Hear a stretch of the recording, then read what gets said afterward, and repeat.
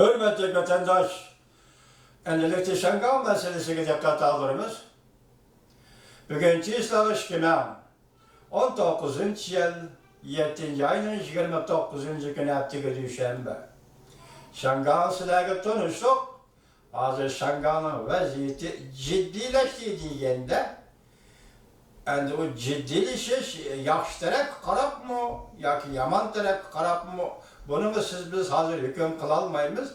Ciddileşiş degan gap ben başta aytdim. Şangal voqealar hazır qizil siziqdan mı ötüp ketdi, qora siziqdan mı ötüp ketdi?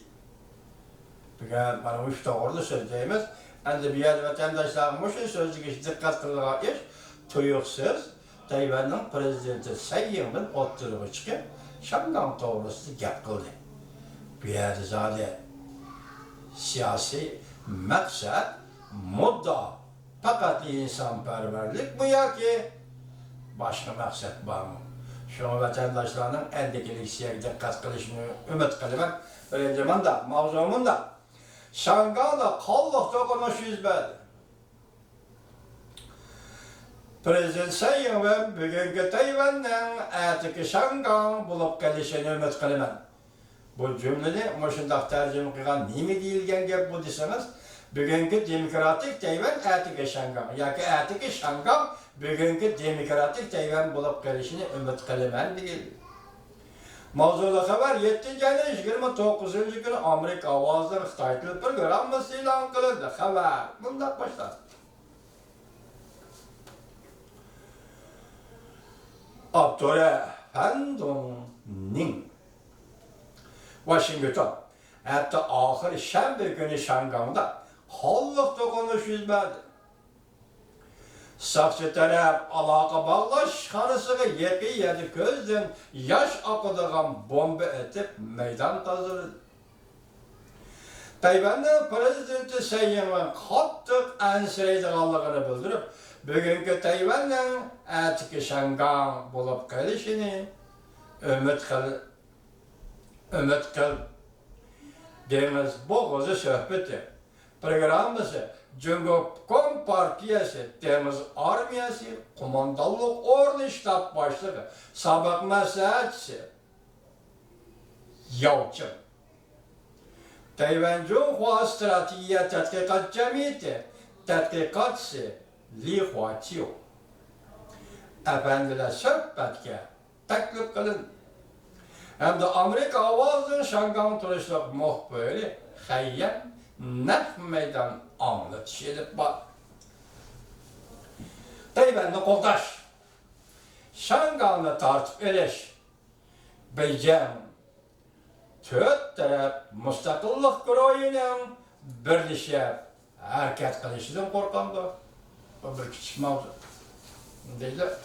Tayvan'da qo'llash, Şangalni tartib elish, Beijing to'rt taraf mustaqilchilar guruhining birlashib harakat qilishidan qo'rqamdi.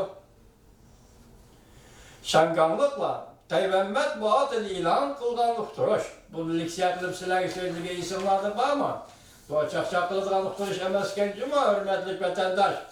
Diqqat qilinglar. Bu uqtirishni sizlarga men leksiya qilib so'zlagandim. Bugun bu dal vaqtida yetib keldi. Şangallıkla Tayvan matbuotida e'lon qilgan uqtirish. Cumhur Shanmanla mavzuliq uqtirish. Tayvan'ı qo'llaymiz, Şangalni tartib olamiz deb qasam ichishdi. Şangaldan bağlan, Tayvan'ga bağlan bir guruh kishilar yoki bir tashkilot nomida shunday uqtirish e'lon qildi. Qasam ichishdi. Bu to'g'rida Li Huaqiu mundaq dedi. 2014-yildagi Cumhuriyatni egallash harakatidan hozirgacha 6. ayının 6. günüden 7. ayının 28. günügacha bir aydan ko'proq vaqtdan qaraganda Şangalda ikki hodisa yuz berdi.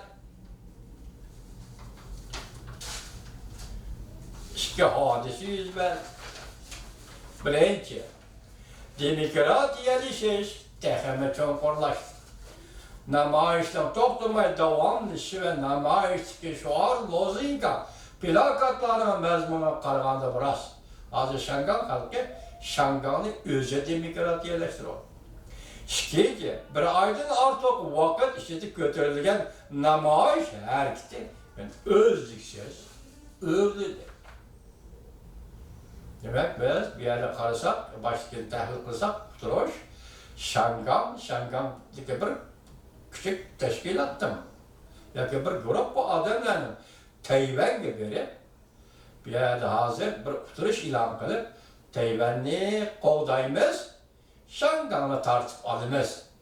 Bu gapning mazmuniga diqqat qiling vatandosh. Agar Shanganda biror hodisa yuz beradigan bo'lsa, shunda faraz qilaylik, sizga shunday savol qo'yay, siz ham shunday savol qo'ying, hurmatli vatandosh.